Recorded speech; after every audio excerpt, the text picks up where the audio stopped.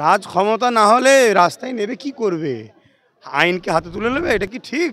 একজন দায়িত্বশীল নাগরিক হিসেবে কাউকে আইন তো হাতে তুলে দিতে বলতে পারি না। কথা বুঝে আসছে?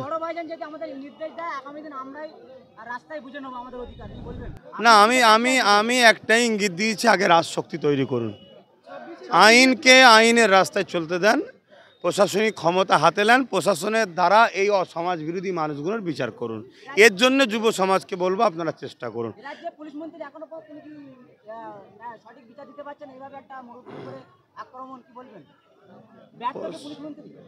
ব্যর্থ তো অনেক আগেই হয়েছে, কিন্তু কথা হচ্ছে মুসলমান নিজের দোষে মার খাচ্ছে কেন?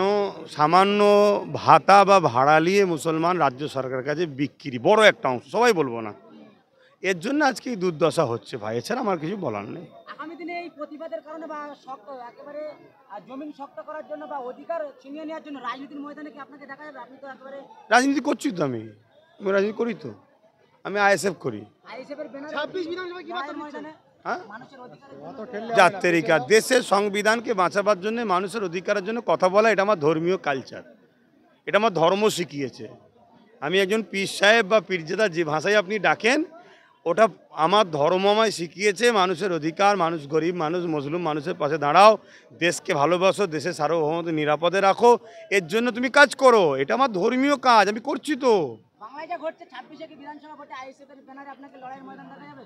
সেটা সময়ের কথা, সেটা তো দেখো, আমি তো এখনও বলছি তো, গরিবের হয়ে লড়াই করা, গরিবের হয়ে কাজ করা, গরিবের হয়ে করা, এটা আমার ধর্মীয় কাজ, আমি করে যেতে হবে, সবসময় করে যেতে হবে। সংগঠন করার জন্য ক্যানিং বিধানসভাতে একাধিক এলাকাতে আপনার কথা মতো একেবারে প্রতিবাদ করার জন্য বুলডোজার দিয়ে ঘরবাড়ি ভাঙচুর করেছিল, সেই এলাকাতে এত মানুষের দল, আবার আগামী দিন কি পদক্ষেপ নিচ্ছেন?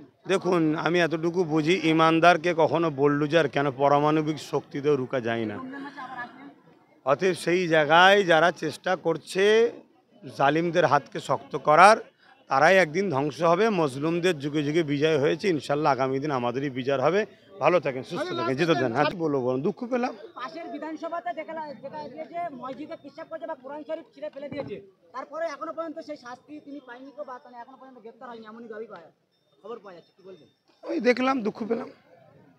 এই যে ট্রেনে যে বালুরঘাটে যে ঘটনা ঘটলো চাচার সাথে, সেই নিয়ে চাচা একটা মামলা করে মহিলার উপরে, সেখান থেকে বিজেপি নেতা বলছেন যে মহিলার উপর যদি অ্যারেস্ট করা হয় তাহলে আগুন জ্বালিয়ে দেবো পশ্চিমবাংলায়, কি বলবেন?